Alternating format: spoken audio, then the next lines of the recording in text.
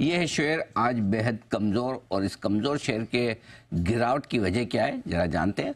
वरुण हमारे साथ तैयार है बताने के। वरुण बताइए। तो अनिल जी, जैसे कि हमने इसके पहले भी सिलसिले देखे आईआईएफएल फाइनेंस, जेएम फाइनेंशियल में कि आरबीआई ने किस तरह से इनके ऊपर कड़ी कार्रवाई की है। इसी तरह की कार्रवाई अब जो है वो ईडलवाइस के ऊपर हुई है। ईडलवाइस की दो सब्सिडरी है बेसिकली, ईडलवाइस फाइनेंस लिमिटेड और Edelweiss asset reconstruction company limited. इन दो के ऊपर इधर आरबीआई ने इनको कहा है कि अपने जो आगे के थोड़े बहुत ट्रांजैक्शन है उस पर आप लगाम लगाइए। जैसे कि इनको कहा है ईसीएल फाइनेंस को कहा है कि इमीडिएट इफेक्ट से जो स्ट्रक्चर्ड ट्रांजैक्शन है, होलसेल एक्सपोजर है, उस पे इनको यहाँ पे बंद करना होगा। दूसरा, ईडलवाइस एआरसी को कहा है कि इनके जितने भी रिसिप्ट्स है, बेसिकली सिक्योरिटी रिसिप्ट्स, उसको इनको बंद करना होगा। नो डाउट जो एग्जिस्टिंग रिसिप्ट्स है वो ये रख सकते हैं, लेकिन जो नई रिसिप्ट्स है वो बेसिकली इनको बंद करना होगा। यानी कि जो नई एआरसी, बेसिकली एआरसी का काम क्या होता है, वो कहीं ना कहीं अपनी जो बैड एसेट्स होते हैं उनको खरीदते हैं, तो वो काम करने को इनको बंद करने को कहा गया है।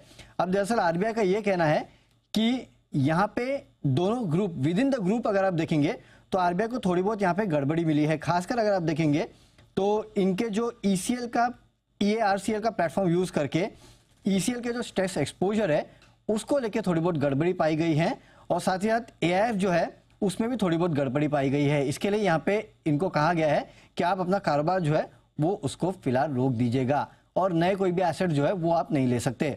अब देखिए इसमें दिक्कत की बात क्या है। वैसे तो अगर आप देखेंगे तो ये सब्सिडरीज है। इन सब्सिडरीज में जैसे कि ईडलवाइस एआरसी है, उसमें ईडलवाइस फाइनेंशियल का 59.82% हिस्सा है, और ईसीएल फाइनेंस जो है उसमें 100% के आसपास का हिस्सा है। आप एयूएम देखेंगे तो ईडलवाइस एआरसी का करीब 31,590 करोड़ रुपीस के आसपास का है, लेकिन ईडलवाइस एआरसी जो है वो अपने आप में देश की सबसे बड़े एआरसी है, और इस कंपनी के ओवरऑल जो एयूएम है उसमें तो बड़ा योगदान नहीं है, लेकिन ओवरऑल प्रॉफिट अगर आप देखेंगे तो उसमें ईडलवाइस एआरसी का बड़ा योगदान है। अगर आप कुल प्रॉफिट देखेंगे कंसोलिडेटेड बेसिस पे तो ईडलवाइस एआरसी का करीब 80% से ज्यादा के आसपास का कंट्रीब्यूशन जो है वो ईडलवाइस एआरसी के आता है। तो ये एक दिक्कत की बात है।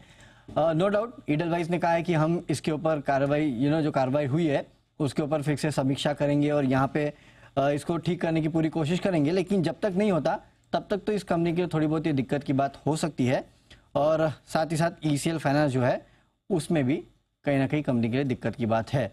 तो इसके लिए आपने देखा ये खबर आने के बाद स्टॉक की पिटाई हो गई। तो लगातार आरबीआई की तरफ से एक्शन काफ़ी सारी कंपनियों पे देखने मिला है, अब ईडलवाइस पे भी हो गया, और ये एक दिक्कत की बात इस कंपनी के लिए आगे चल के भी रह सकती है। Latest list of line of companies जहाँ पर आरबीआई का एक्शन आया है उसमें आप देख रहे हैं ईडलवाइस का भी नाम अब जुड़ चुका है।